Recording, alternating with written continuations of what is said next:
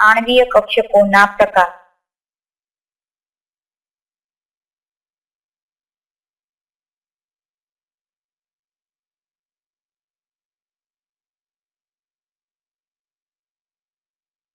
आणवीय कक्षक બે પ્રકારની હોય છે।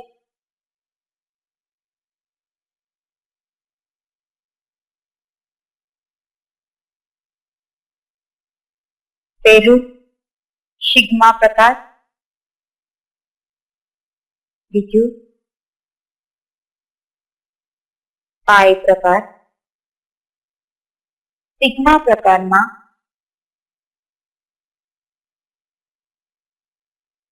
आणवीय कक्षको બંધ ધરીની આસપાસ સમમિતિ ધરાવે છે। आणवीय कक्षको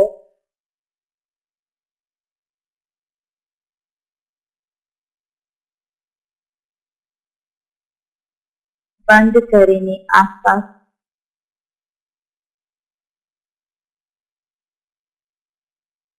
સમમિતિ ધરાવે છે।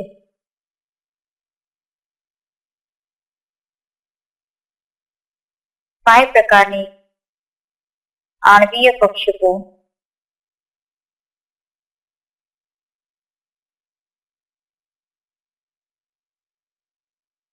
બંધ ધરીની આસપાસ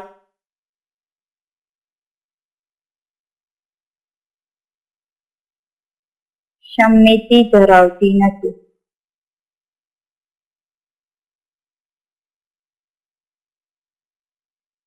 બીજું છે સિગ્મા પ્રકારના ઉદાહરણ આપણે જોઈએ તો પહેલું VZ PZ થી સિગ્મા બંધ બને છે।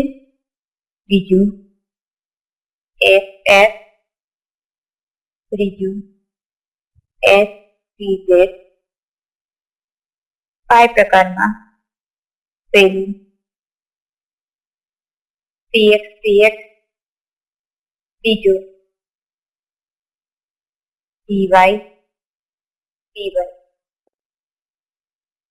હવે આપણે જોઈએ आणवीय ऊर्जाનો आणवीय कक्षकोની ऊर्जाનો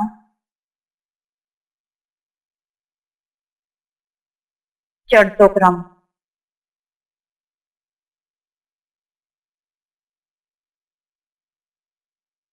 સૌથી પહેલા આપણે હાઇડ્રોજન એટલે કે H2 થી N2 માટે જોઈશું। તેના માટે sigma 1s is less than sigma star 1s is less than sigma 2s less than sigma star 2s is less than pi to px is equal to pi to py। આ બંનેની ઉર્જા સમાન હોય છે એટલે કે જો બે ઇલેક્ટ્રોન હોય તો પહેલો ઇલેક્ટ્રોન 2px માં અને બીજો ઇલેક્ટ્રોન 2py માં જશે અને પછીનો ત્રીજો ઇલેક્ટ્રોન 2px માં જશે। is less than sigma 2pz less than pi star 2px is equal to pi star 2py is less than sigma 2pz। એ જ રીતે આપણે જોઈએ O2 થી Ne2 માટે ઓક્સિજન થી નિયોન માટે sigma 1s less than sigma star 1s less than sigma 2s less than sigma star 2s is less than sigma 2pz less than pi 2px is equal to pi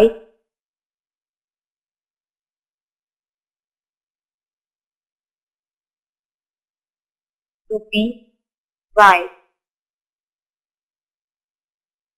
less than pi star 2px is equal to pi star 2py less than sigma star 2pz.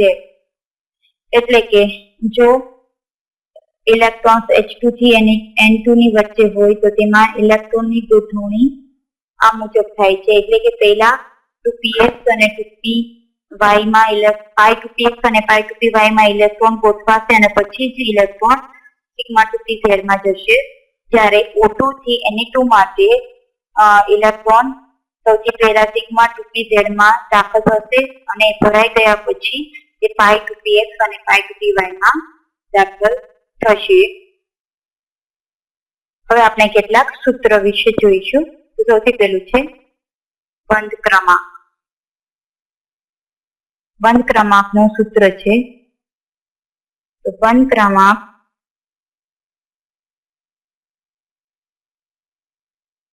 બરાબર 1/2 NB minus NA, જ્યાં NB બરાબર બંધકારક આણ્વીય કક્ષકમાં રહેલ ઇલેક્ટ્રોનની સંખ્યા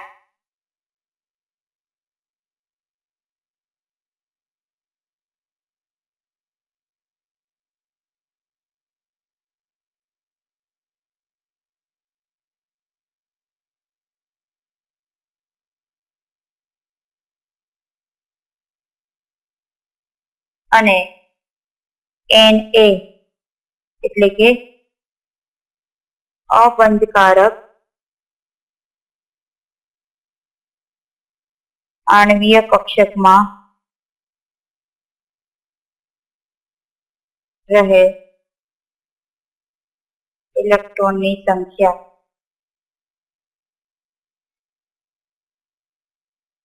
હવે આપણે જોઈશું સ્થાયીતા વિશે. બીજું છે અણુની સ્થાયીતા.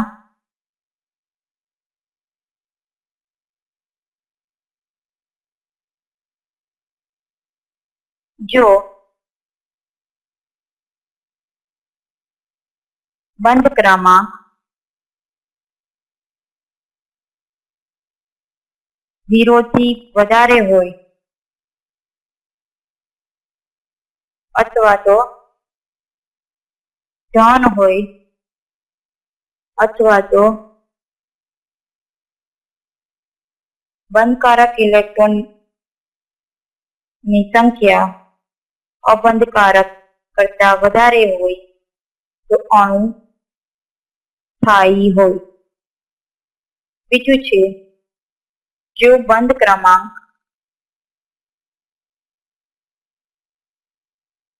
0 અથવા તો 0 થી ઓછો હોય એટલે કે ઋણ હોય અથવા તો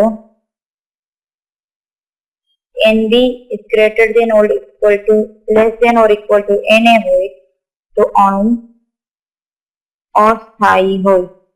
એટલે કે આપણે એટલું જ યાદ રાખવાનું કે જો બંધ ક્રમાંક 0 હોય તો તે સ્થાયી હોય અને બંધ ક્રમાંક 0 અથવા તો ઋણ હોય તો તે અણુ અસ્થાયી હોય. હવે આપણે જોઈશું ચુંબકીય ગુણધર્મો.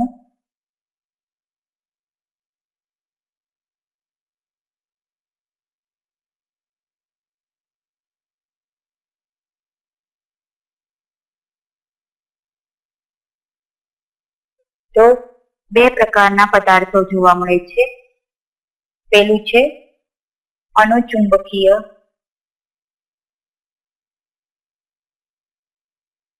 પદાર્થ અથવા તો આયન. અનુચુંબકીય પદાર્થ એટલે કે ઇલેક્ટ્રોન રચનામાં અયુગ્મિત ઇલેક્ટ્રોન હોય. એટલે કે જો એક કે એકથી વધારે અયુગ્મિત ઇલેક્ટ્રોન હોય તો તેને અનુચુંબકીય પદાર્થ કહે છે.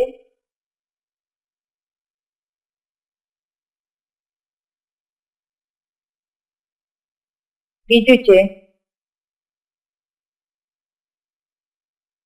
પ્રતિચુંબકીય પદાર્થ.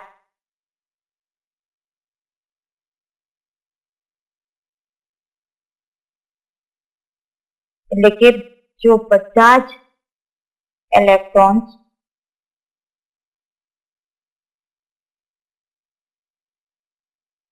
યુગ્મિત હોય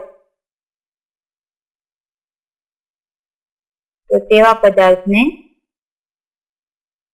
પ્રતિચુંબકીય પદાર્થ કહે છે.